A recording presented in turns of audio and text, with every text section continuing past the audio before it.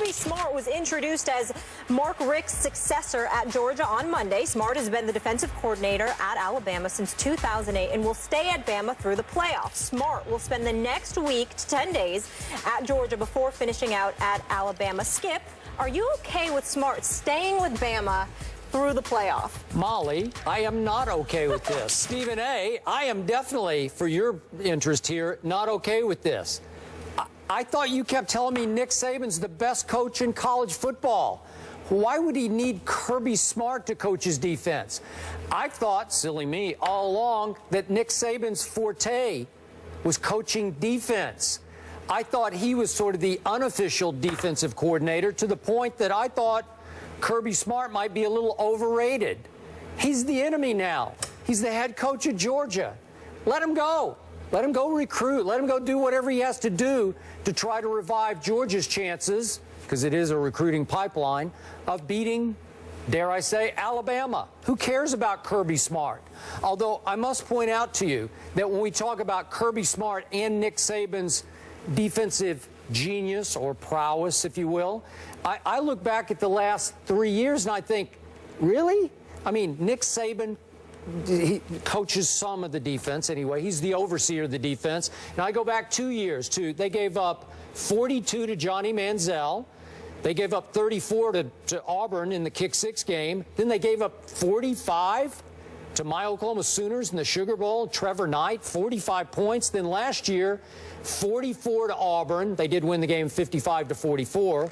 Then 42 in the national semifinal to Ohio State and lost that game. And I bring this up again. It might be a little unfair, but they gave up 37 at home to Ole Miss. I know there were 5 turnovers involved, but still, the defense gave up 37 points in a home loss to Ole Miss this year. So I'm not sure the combination of them has been great on defense. So Nick Saban should just roll up his sleeves and get back to work, coach his defense the way he's always coached defense. Let Kirby Smart go. Is he that big a deal? I don't get it. Well, you know what the problem is with you, Skip Bayless? I mean, you're very detached from kids, and what you don't do is you don't think about the kids. That's right. Oh. I'm getting ready to explain why. There are college kids that you recruit, kids that you've been working with all season long. And so as a result, you've got one game left. Okay, which is really two. It should be two, you know, because you got January 1st and then you got January 11th. It's in a month, 30 days, and that's it. Now, I'm usually with you. Please don't get me wrong. As far as I'm concerned, if you are about to be out and you get ready to go to the enemy because you're no longer a teammate, what the hell you sticking around for? Leave now. Don't waste time. Go, bounce. See you when we see you, because you ain't trying to help us win anymore. So I'm totally down with that. Please don't get me wrong. But I think there are exceptions to every rule. And the exception to every rule would be when you've been spending a whole bunch of time coaching college kids. Now, if you're sitting around and you accept this job because Mark Richt loses the job in October, and midstream Georgia comes calling you and you feel compelled to take this job with about 5 games left on the schedule or something like that, that's an entirely different ballgame. But Mark Richt getting fired at the end of the regular season and all you having on your docket is a bowl game, it's not beyond the realm of comprehension. In fact, we've seen it on many occasions where we've looked at guys who are en route to another job that would stick around to coach a bowl game, or in this case, two, because of the new college football playoff system. That's all that's going on here. You've been here 8 years. You've helped recruit some of these kids. You've been coaching them the whole time, and then they've got what may be the biggest game of some of their careers coming up, first against Michigan State and then quite possibly against Oklahoma, even though Clemson obviously is in the mix too,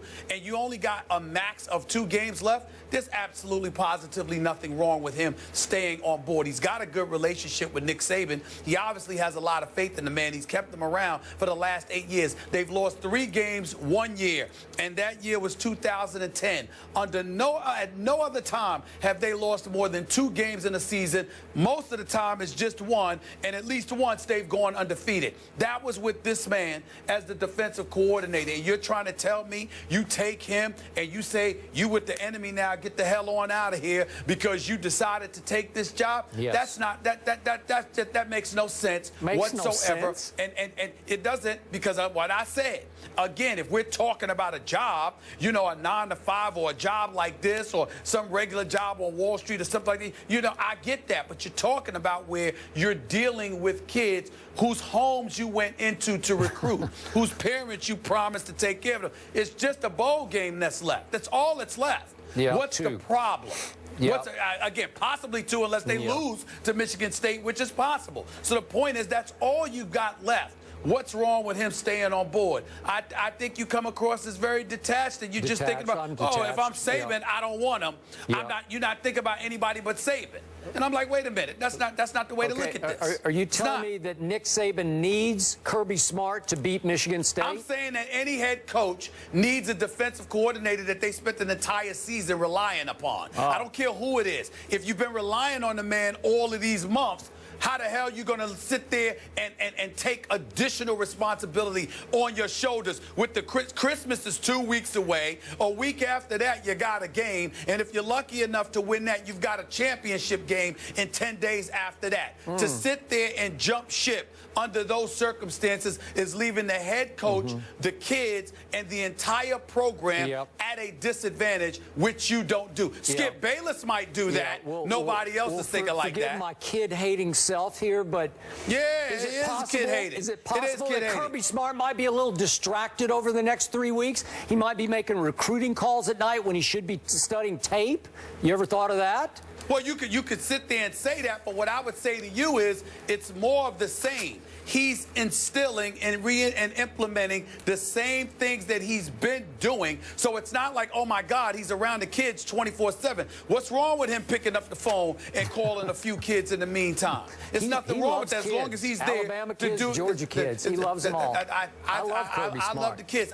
He's a champion of kids everywhere. And by the way, and that's right, and he deserves it. You think he wants to walk away from a shot to win a championship, another championship as a defensive coordinator? You think he wants that? I would. Well, that's you. Again, you're special. Yeah. You're special. Okay. You're definitely special. That's true. I'll second Everybody that ain't you. Oh. Everybody ain't you.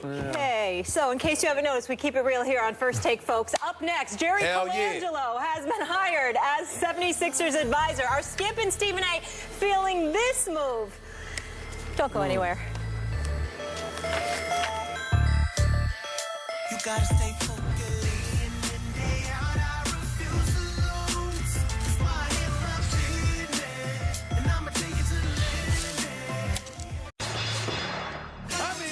Unbelievable. You need to show him more respect. And you can say that nonsensical stuff and then to top that off, you're moody. I'm not joking, bro.